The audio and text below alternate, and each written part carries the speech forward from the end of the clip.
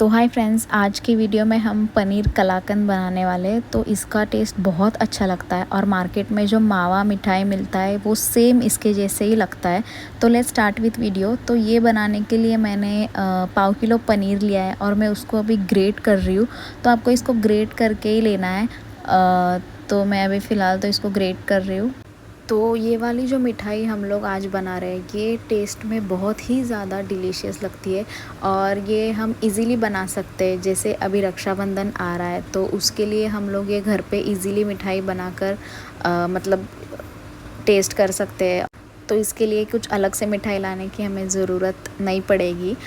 तो ये जो पनीर है ये ग्रेट करने के बाद हमें एक पैन लेना है और उसमें ये ग्रेट किया हुआ पनीर सब डाल देना है। और वो पैन में हमें आधा कटोरी मिल्क पाउडर और 1 कटोरी मिल्क इसमें मिक्स करना है। तो ये गैस पे रखने से पहले ही हमें नीचे इसको मिक्स करना है बराबर, और फिर हम इसको गैस पे रखेंगे। तो अभी मैंने इसमें मिल्क पाउडर और मिल्क भी अभी ऐड कर दिया है। तो मिल्क अपनी कंसिस्टेंसी के हिसाब से आपको ऐड करना है। तो मैं इसको और थोड़ा मिल्क ऐड करके फिर मैं इसको मिक्स कर रही हूँ अभी। और फिर ये पूरा मिक्स होने के बाद हमें इसे गैस पे रखना है और इसे लो फ्लेम पर इसे अच्छे से पकाना है जब तक ये जो पूरा मिल्क है वो पूरा वापस थिक होने तक इसको हमें गैस पे रखना है। तो अभी मैं इसमें मिल्क थोड़ा ज़्यादा ही ऐड कर रही हूँ और फिर हमें इसको गैस पे रखना है। तो अभी इसको हमें स्लो फ्लेम पर 10 से 15 मिनट इसको मिक्स करना है। और अभी मैं इसमें इलायची पाउडर भी डाल रही हूँ। ये ऑप्शनल है, अगर आपके पास अवेलेबल होगा तो आप इसमें डाल सकते हो, बट इसका फ्लेवर बहुत अच्छा आता है। और फिर मैं ये इसमें 1 कटोरी शुगर भी ऐड कर रही हूँ और इसके बाद हम इसको स्लो फ्लेम पर अच्छे से भूनेंगे।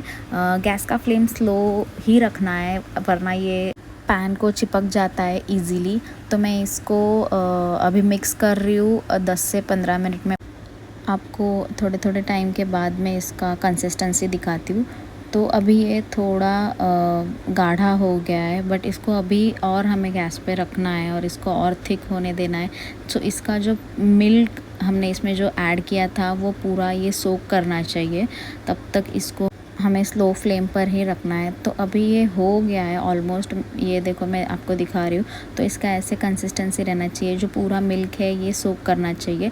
तो अभी मैं इसको ये जो स्क्वायर टिन रहता है ब्राउनीज़ का, ये टिन है मेरा एक्चुअली। तो मैंने इसमें पार्चमेंट पेपर डाला है और फिर मैं अभी इसमें ये पूरा जो हमारा मिठाई का बैटर बना है तो मैं इसमें डाल रही हूँ और इसको इक्वली हर डायरेक्शन में आपको स्प्रेड करना है। तो मैं स्पैचुला के हेल्प से इसको ऐसे स्प्रेड कर रही हूँ इक्वली। तो इसके बाद हमें कम से कम 1 घंटा फ्रिज में रखना है। तो अभी ये जब पूरा इक्वली स्प्रेड हो जाएगा तो इसको हम गार्निश करेंगे। तो मेरे पास ड्राई फ्रूट्स है, तो मैं ड्राई फ्रूट्स और मैंने रोज़ पेटल्स के साथ इसको गार्निश किया है। तो ये अभी और मैंने इसको सेट कर दिया है इक्वली ऐसे हर डायरेक्शन में, आप जैसे देख रहे हो वीडियो में। और फिर अभी मैं इसमें मैंने ड्राई फ्रूट जो कट किए वो मैं इसमें ऐड कर रही हूँ।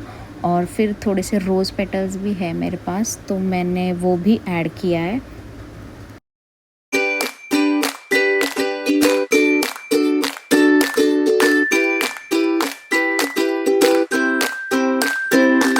तो अभी ये बर्फ़ी को मैंने अच्छे से सेट होने दिया है। तो इसको मैंने 1 से 1.5 घंटा फ्रीज़ में रखा था और अभी मैं इसको पीसेस में कट कर रही हूँ। तो मैं इसका छोटा छोटा पीसेस कर रही हूँ अभी फ़िलहाल। और फिर मैं इसका आपको फ़ाइनल प्लेटिंग बताती हूँ। तो आप पहले इसका एक टेक्सचर देख लीजिए कि ये कितना अच्छा है इसका टेक्सचर। ये कितना ज़्यादा अच्छा लग रहा है, जैसे ये मार्केट में नहीं बनता मिठाई वैसे ही ये दिख रहा है प्रॉपरली। और इसका टेस्ट तो बहुत ही ज़्यादा अच्छा था। और ये इसका फाइनल लुक आप देख लो एक बार।